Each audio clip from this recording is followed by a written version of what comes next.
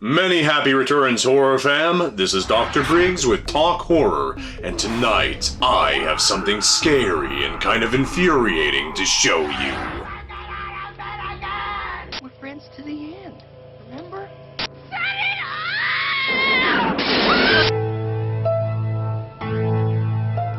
Sometimes bad guys do good things. Sometimes they even save the day. Usually when a character in a horror film does something as reprehensible as bullying or cheating or whining about being wheeled around in 100-degree weather, then they'll be suitably punished with a miserable death at some point during the film. It's something audiences love to see, it's something writers love to write, but sometimes it's not what happens. Sometimes the writer wants to slap the audience in the face by having the characters spend the runtime earning a terrible demise, and then having them exit the screen as the hero. That'll teach you to jump to conclusions. This list is about the times when the horror archetype we typically refer to as the jerk does something irredeemable, seeks no redemption throughout the course of the film,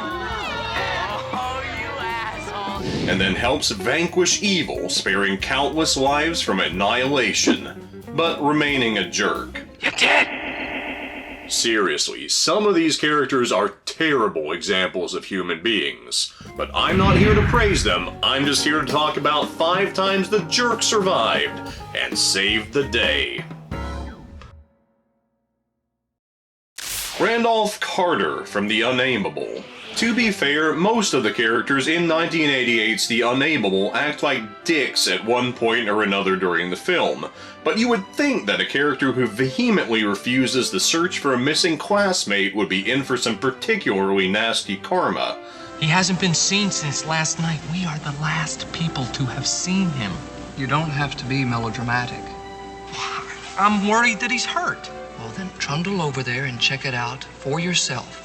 But Randolph Carter, as a fan of H.P. Lovecraft might guess, is not cannon fodder to pad the body count, but the co-protagonist. A co-protagonist who never wants to risk his own ass. We can't leave Wendy up there with those jerks. Are you coming? No. However, half an hour into the runtime, Carter has heard sufficient reasoning to get him to check up on their friend. Here's how that goes. Carter, Joel's dead. That's to be expected.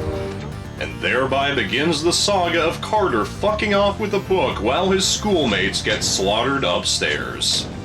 But as the plot would have it, this book actually contains a spell capable of sealing away Elida, which is Unnameable's name.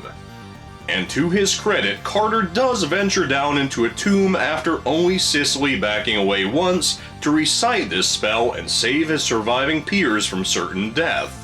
Which is why this mix of H.P. Lovecraft and Sheldon Cooper, Just like a woman to paint.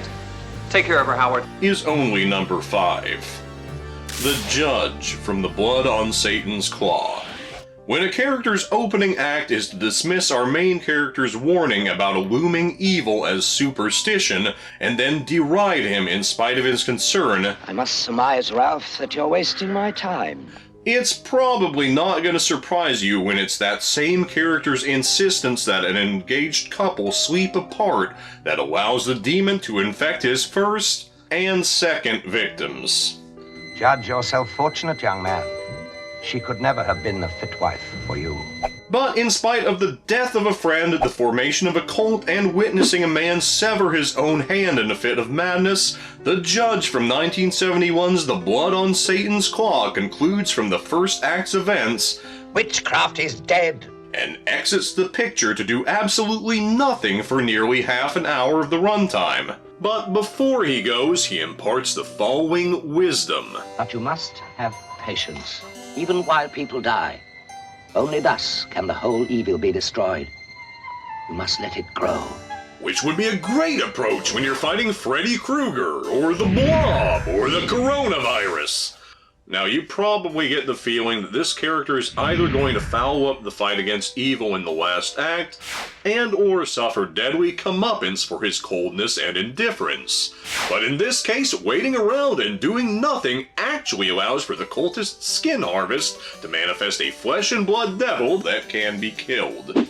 The judge is brought back to the town by a convincing counter-argument to his previous conclusion. Witchcraft has returned.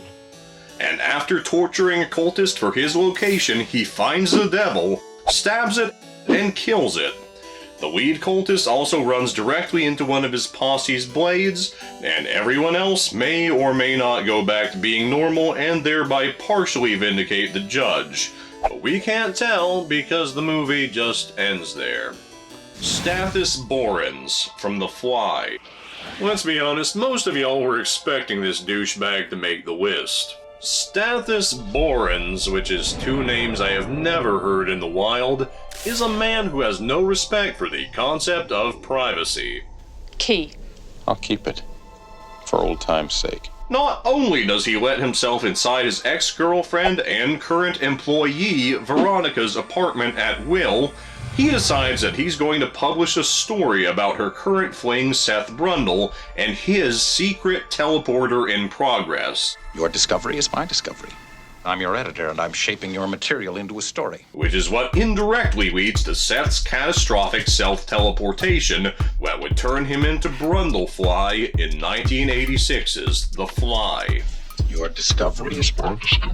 You would expect, really, a character like that to be built up in order to be torn down, especially as he continues to verbally belittle others and attempt to force himself back into Veronica's life. What about sex? Yeah, I'm not saying love or affection, just stress-relieving sex. You and me. Stathis does take two big loogies of vomit drop, but is saved from becoming a slushie by Veronica, and as a result of Brundlefly's short attention span, maintains just enough of his physical faculties to repay her.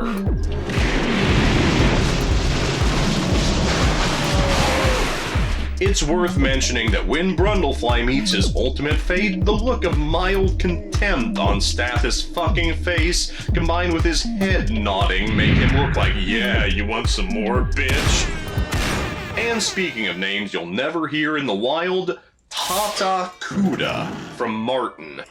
The action in 1976's Martin primarily takes place in and around the home of Kuda, a devout man who does not approve of such devices as telephones. I'd call him if we had a phone.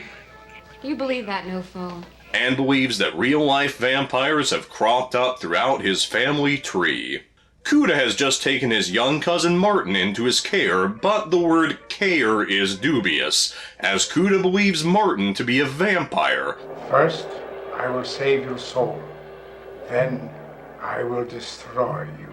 And as such, sets bells on his door, invites clergy to invade his personal space, and constantly reminds him that he considers him to be a monster worthy of extermination. Nosferatu!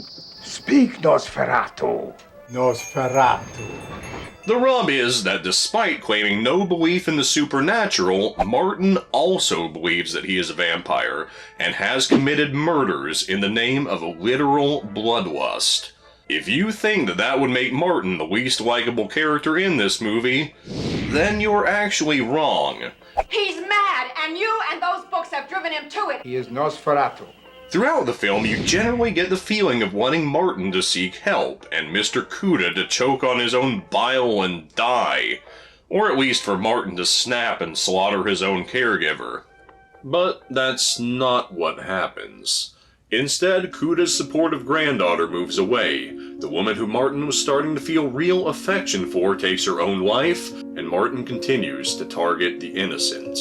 After a wildly implausible incident involving the police and gangsters, it appears that Martin may even get away with his murders scot-free. But look who comes to save the day. I heard about Mrs. Santini. You think I believe she killed herself? Your soul is damned. Nosferatu.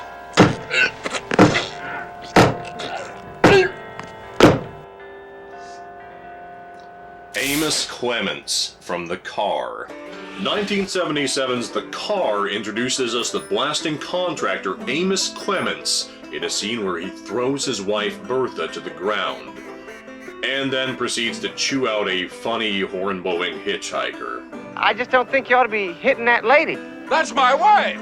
We quickly come to understand that Amos is a bully and a bullhead. He only offers a vague description to the police, interspersed with angry outbursts after the titular-possessed car runs the hitchhiker down. Well, with all that dust in the air, how could I tell anything for sure? I don't know. Damn it, I don't know! The next time we see Amos, it's at the station. Not for anything to do with the hit and run, but because he gave his wife a black eye and a bruised jaw. But despite a sheriff and friend's desperate pleas, Bertha does not press charges against her husband, and because the Hollywood devil smiles on Amos when the car appears next, it gets within 5 feet of running Amos down, but instead ignores him yet again and kills the sheriff who tried to help his wife. He swerved, I dove, he hit Everett, it was the same guy, and that's all I know! The next time we see Amos, it's in jail for beating his wife. Like they would walk him up for that. He had a shotgun and was screaming bloody murder again. Well, whatever the reason, Bertha and Jimmy are safe now. At least until the issue of the car and it being seemingly indestructible comes raising its ugly grill. And the police require the assistance of someone who knows explosives. We need you. The shit-eating grin that ensues will make you want to switch the movie off, but at that point you're probably banking on Amos to meet some form of comeuppance, or maybe even sacrifice himself during the showdown with the car, and it looks almost like it's gonna happen. But spoiler alert, nobody dies. In a scene that Tremors would one day directly mimic, the car is tricked into driving off a cliff and blown back to hell courtesy of Amos explosives. And the police watch the sunrise alongside the violent, racist, obstinate scumfuck who they presumably granted clemency to, and allowed to once again beat his wife. And that's what makes Amos Clements the biggest jerk to ever save the day. Or does the HorrorFam know of an even bigger jerk to survive and save everyone? If so, leave it in the comments below and let us know who we missed. While you're down there, if you like this video, please subscribe to our channel and check our other content out. We'll be back with something scary to show you next time on Look Horror, Listen Horror, Talk Horror.